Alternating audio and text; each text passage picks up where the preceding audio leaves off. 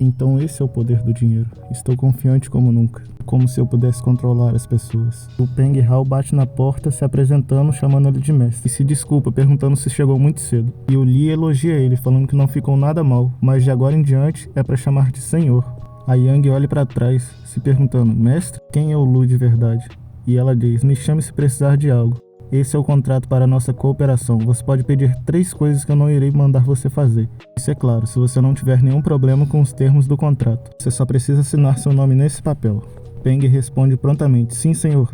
Você pode pensar nesse trabalho como feito. E o Li ficou orgulhoso, falando que ter um realmente facilita as coisas se eu quiser fazer o Eternal Club, que não conseguiria fazer sozinho. E aqui agora ele só precisa de um software para guardar os potenciais clientes, já que não tem equipamento suficiente, algo como um software de mensagens. E eu também deveria começar a preparar o local para o clube. Com o meu tempo sendo um programador, achar alguém para trabalhar no app comigo não deve ser tão difícil. Zhang derruba um pouco de vinho na camisa dele e diz que ela mesma vai limpar isso. Li pensa, uou, eu não acho que muitos conseguiriam ficar com a mente limpa em uma situação dessas. Talvez o eu de antes teria caído, mas agora eu acho que o nosso relacionamento mudou um pouco. Algumas mulheres precisam ser educadas. E aí ele já leva ela pro Dali Dolly. Já carrega ela nos braços, joga em cima da cama. Em pensamentos ele diz que mesmo Lee de antes era um milionário que escondia sua identidade, ele não é alguém frio e indiferente. E se ele puxar esse assunto, ela olha pra ele com a cara bem corada e diz, algum problema? Ele responde a ela que ela fica bem fofa fingindo estar bêbada, sabia? E ela desesperada tentando se explicar, fala, Luli, deixa-me explicar, isso não foi de propósito, desculpe.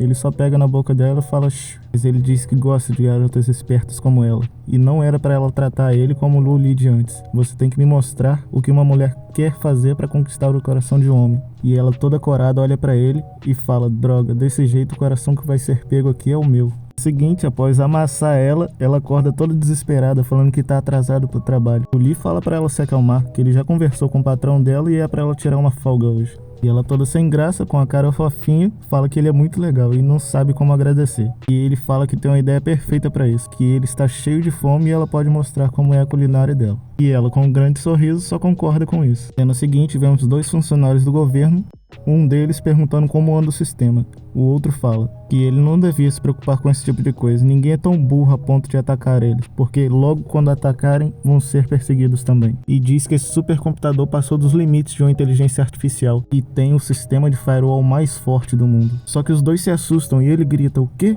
Impossível, como alguém entrou? Temos a notícia que noite passada o país M, na cidade N, esteve sob o ataque de um vírus de computador nunca antes visto. O computador do governo, que estava sob o controle das ações, fez com que eles colapsarem. Pelo que parece, o tanto de dinheiro perdido já passou de dezenas de bilhões. Foi reportado que o cyberataque veio de um laboratório da Universidade da Cidade N. Um hack invadiu o Windsor Green e está no supercomputador. Com isso, ele está com os dados do laboratório como refém. Caso os dados sejam perdidos, o dano futuro das inteligências artificiais irão sofrer é imensurável. Psicólogos dizem que ele provavelmente está perto da morte e que sua personalidade é de alguém que gosta de atuar. Logo, ele está usando essa oportunidade para criar um evento que irá rondar o mundo todo. O Sr. Lee, vendo essa notícia, fica interessado, pensando que já que ele não tem muito tempo, ele pede ao Peng Hao para ir até a casa da família Hong. Tem algo que ele gostaria de pegar emprestado com ele. Isso é alguém com talento. E avise que isso é um teste para eles. Vocês estão vendo o que eu fiz? Bando de idiotas atrasados. Mesmo doente assim, ainda mereço mais o controle da Widescreen que vocês. Enquanto meu vírus corrompe o sistema, eu posso derrubar a internet. Ele aperta o peito falando esse tumor estúpido. Está doendo de novo. Ele cai no chão e diz, eu não tenho tanto tempo sobrando, mas antes de morrer eu vou fazer um show para todo mundo ver. Só que nesse momento ele olha para trás e vê um aviso de perigo, perigo, perigo. Em choque com aquilo, pensando, não.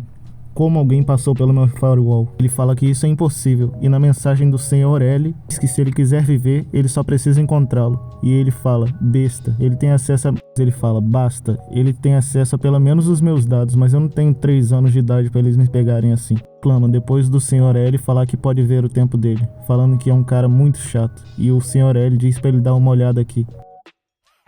É inútil, você não sabe o tempo que eu coloquei nesse meu programa. Você não vai me rastrear só com um link de vídeo. E eu achando que era alguém com habilidade. Mas já que é assim, vamos ver. E aí? O Sr. Lee diz, saudações, Robert Pan Morris. E ele fica abismado. Como você sabe meu nome? Seu nome não é a única coisa que eu sei. Eu também sei quando você irá morrer. E ele fica, o que está acontecendo? E em cima da cabeça dele mostra quanto tempo ele tem. E ele fala, eu só tenho 10 dias. Como ele já sabe onde eu estou, isso é impossível. Eu fiquei em casa por um grande período de tempo. Isso é impossível, não pode estar sobrando só 10 dias. Não foi isso que o doutor disse. O Sr. Lee explica. A linha entre a vida e a morte é bem fina. O Robert fala que não acredita nele. E o Sr. Lee já fala que ele é a única pessoa capaz no mundo de dar o que ele quer. Tempo.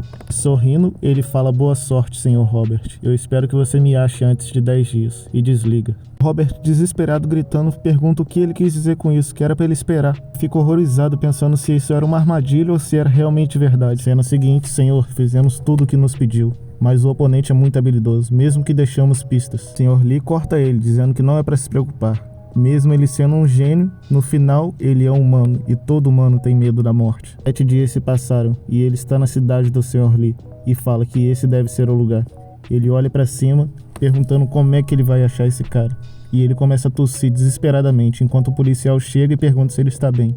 Pergunta se o policial sabe onde é esse local. O Peng diz: Senhor, eu só usei alguns dias que você me deu, mas meu corpo já está ficando muito cansado. O Sr. Lee pensa que quando eu dei pra ele 100 dias, isso só fez o corpo dele voltar ao que era 100 dias atrás, mas isso não ajuda a evitar que a doença se desenvolva. Mesmo que eu possa controlar o tempo, ainda assim sou só um humano testando os limites do próprio poder. Não tenho conhecimento médico bastante para resolver problemas como esse. Já sei, se eu mudar minha perspectiva quanto a ele e não tratar ele como um humano, mas sim como um conjunto de células, tenho certeza que meu poder funcionaria. Diz ao Peng para procurar um microscópio que seja extremamente preciso, e também vai precisar de uma amostra de sangue dele. Peng olha assustado, perguntando: Senhor, você pode? Lee diz que tem uma hipótese, e se ela estiver correta ele vai ter uma grande surpresa com isso. Peng concorda relutante e fica pensativo. Com o microscópio em mãos, o Sr. Lee diz: Minha pesquisa para o meu poder de fazer o tempo ficar mais lento é bom, já que eu não uso tanto ele. Se eu conseguir usar ele em células, então talvez eu consiga aumentar o tempo de uma pessoa sem ter que dar tempo para eles. Ele feliz comemora. Parece que minha hipótese estava correta. Agora vou fazer o tempo 2 vezes mais lento. Nome: glóbulo branco. Idade: 67 dias. Tempo: 3 horas. Tempo: 6 horas. Funcionou! Caramba, então se eu parar o tempo das células defectivas e prevenir que elas se tornem em lesões, então sua habilidade de reprodução vai diminuir. Assim, os efeitos ruins da doença vão ser reduzidos. Tem a possibilidade que o sistema imunológico acabe de vez com essas células. A leucemia é causada pela produção anormal de glóbulos brancos. A medula óssea dos pacientes com leucemia produz glóbulos brancos defeituosos em uma grande quantidade, essa que vai encher o sistema cardiovascular do paciente, assim devorando todos os glóbulos vermelhos. O que quero fazer é diminuir a taxa com que esses glóbulos brancos defeituosos são feitos, assim prevenindo que eles se espalhem em grandes quantidades e acabem com os glóbulos vermelhos. E assim, no final, isso poderia resultar na exterminação completa das células defeituosas. Robert finalmente chega e diz que quer ver que tipo de habilidade ele tem. Percebe que tem alguém do lado de fora e diz o que ele está fazendo perambulando por aqui, tentando roubar alguma coisa? Segura ele pelo pescoço e leva para o Sr. Lee e fala: Senhor, esse carinha aqui estava agindo de forma suspeita ao redor. Robert, extremamente estressado, fala para ele soltar ele e pergunta se sabe quem ele é, xingando ele, falando que vai vazar todas as fotos dele na Dark Web. Mas o Sr. Lee rapidamente percebe: você falou Dark Web? Começa a rir, pensando: você é aquele cara? Diz: Robert Morris, você é realmente um expert. Você conseguiu me encontrar bem rápido e parece que você é fluente em japonês. Robert responde: com tanta tecnologia japonesa envolvendo computadores hoje em dia, acho estranho alguém como eu não ter aprendido. E com tudo isso, eu pergunto: você é o médico do tempo? Com sarcasmo ele diz: você não me parece muita coisa. Toma um pescoção, perguntando se ele está cego. Você está duvidando do Sr. Lee? Ele xinga o Peng, falando: não bate na minha cabeça, seu cabeça de músculo. O Sr. Lee diz: certo, vamos parar com essa briga. Peng Hao, vem aqui. Peng imediatamente: sim, senhor, e se ajoelha perante ele. E uma luz amarela começa a brilhar. O Lee pensa: isso mesmo, desde que eu tenho total foco enquanto uso meus poderes, eu consigo controlar até mesmo e controlar algo tão pequeno, e pegar as células que multiplicam glóbulos brancos defeituosos e diminuir o seu tempo em 10 vezes. Nesse momento, uma luz dourada muito forte envolve ele, e o Robert fica espantado, e o Sr. Lee diz que diminuiu a velocidade de replicação dos glóbulos brancos defeituosos em 10 vezes. Diz que espera que o sistema imunológico dele agora consiga lidar com o resto.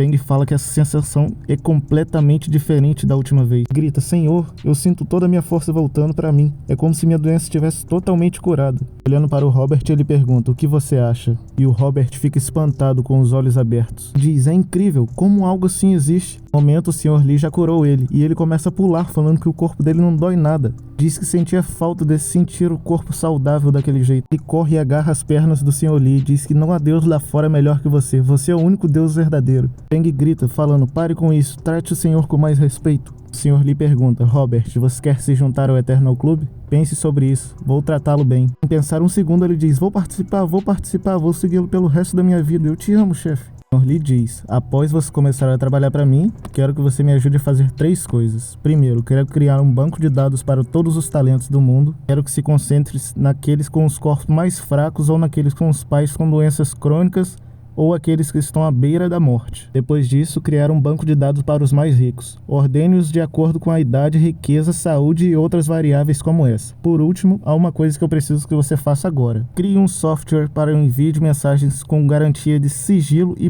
privacidade absoluta. Robert olha para ele sorrindo e fala: facinho, deixa isso comigo. Na casa da família Song, o sobrinho pergunta ao tio se realmente o Sr. Lu pode fazer as pessoas escaparem da morte, e ele responde que se sente bem agora, que o corpo dele não mente. O segurança chega e diz: Senhor, um cara por volta dos 20 anos deixou isso para você.